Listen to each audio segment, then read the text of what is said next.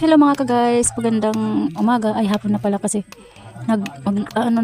maniningod to na kami. So ngayon, bago kami manungod to ay maggugulay kami ni Ate Rosal ng nangka na gulay. Kaya ayun, tapos na kami maghimay. Ito naman, nagbubunot ako ng lubi. Kasi pagkatapos nito ay aking kakagurin.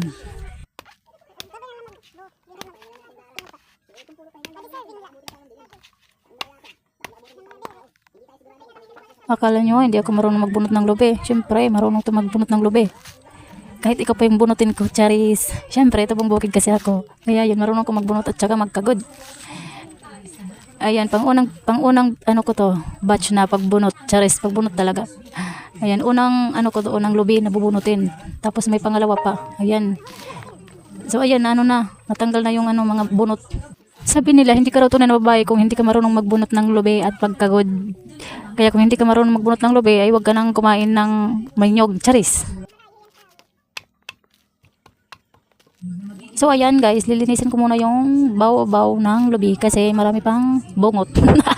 Bungot, pasensya na guys ha. Tagalog, iwan ko kung Tagalog ba itong salita ko. Tagalog at waray basta, kayo lang mag-adjust. Basta ganyan. Nililinisan ko yung baw-baw ng lubi. Ayan, malinis na siya guys.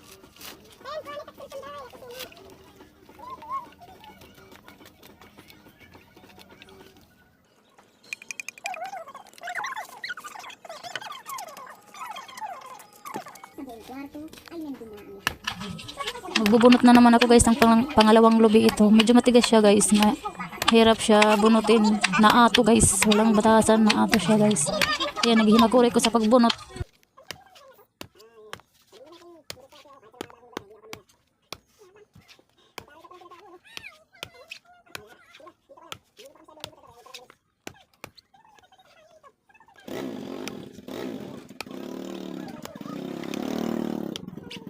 Hagoy ini katig-atigahan maniningal bibunton us katuig na kinindi ng bibino no turay pagkahuhuman Diyos ko Lord sana pagkinimahuman hambalita wa di na naghihimako rin na pagkuan ngaditligid ano ba ni ato sige panigurugod matigahiya guys ang sunda nga nagbarahiwi na hiya kay tungod it katig pero sige naniniguro lagi hiya ko ito na himo ko nat nga tanan pero waray pagod mabubunot.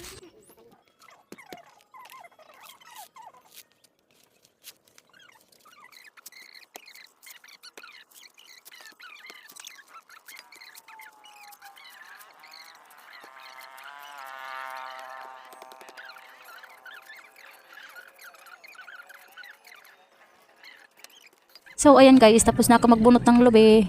Itatapon ko muna yung mga siot kasi magkakalat siya dito guys. At ngayon ay aabre na ako ng lubi kasi pagkatapos ito ay aking kakagurin na. Binabagtak ko na siya guys. Ayan na. Nagtuturo kanyang tubig, kanyang sabaw. Yanan.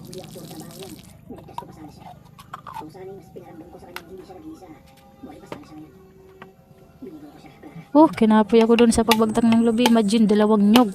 Binuksan ko. Pero kaya pa din yung powers. At ngayon, tapos na ako guys. Bye-bye. Salamat sa panonood.